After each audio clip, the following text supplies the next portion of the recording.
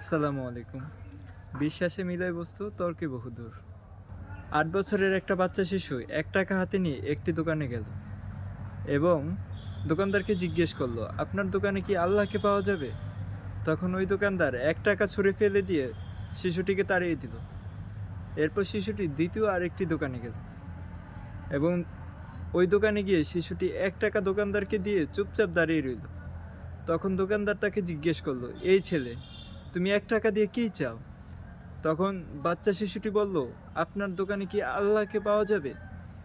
তখন ওই লোকটিও শিশুটিকে তাড়িয়ে দিল এবং শিশুটি এইভাবে ৪০টি দোকান ঘোরার পর একটা বৃদ্ধের দোকানে গেল। বৃদ্ধের দোকানে গিয়ে বৃদ্ধকে জিজ্ঞেস করলো, "আপনার দোকানে কি আল্লাহকে পাওয়া যাবে?" তখন বৃদ্ধ তাকে বলল, "তুমি আল্লাহকে দিয়ে কি করবে এবং আল্লাহকে কেন খুঁজছো?" তখন ওই শিশুটির মুখে আশার আলো ফুটে উঠল। শিশুটি ওই বৃদ্ধ লোককে বলল, "আমার বাবা নেই। এই পৃথিবীতে আমার মা ছাড়া আর কেউই নেই। আমার মা খুব অসুস্থ। আমার মা অন্যের বাড়িতে কাজ করে আমাকে খাওয়ান। আর ডাক্তাররা বলেছে একমাত্র আল্লাহ আমার মাকে বাঁচাতে পারেন।"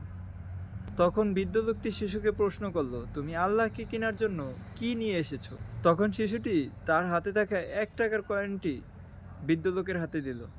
বৃদ্ধ লোক পুরো দোকান খুঁজে দেখলো ৳১ দিয়ে তেমন কিছুই পাওয়া যায় না, এক গ্লাস পানি ব্যতীত। তখন বৃদ্ধ লোকটি এক গ্লাস ফিল্টার পানি শিশুটির হাতে দিল এবং বলল, "এই এক গ্লাস পানি তোমার মাকে খাওয়ালেই তোমার মা সুস্থ হয়ে যাবে।" তার পরের দিন একদল মেডিকেল স্পেশালিস্ট হসপিটালে ঢুকলো এবং তার মায়ের অপারেশন করলো। তার মা সুস্থ হয়ে গেল। তার মা সুস্থ হওয়ার পর হসপিটালের বিল দেখে তার চোখ তো কপালে ওঠার মতো অবস্থা। তখন ডাক্তাররা তাকে বলল, "চিন্তার কোনো কিছুই নেই। আপনার সমস্ত বিল একজন বৃদ্ধ লোক পরিশোধ করেছেন এবং একটি চিরকুট রেখে গিয়েছেন।" তখন চিরকুটটি মহিলা হাতে নিল। বৃদ্ধ লোকটি চিরকুটে লিখেছিল, "আমাকে ধন্যবাদ দেওয়ার কিছুই নেই। আপনাকে তো স্বয়ং আল্লাহ তাআলাই বাঁচিয়েছেন। যদি ধন্যবাদ দিতেই হয়, আপনার এই ছোট শিশুটিকেই ধন্যবাদ দিন।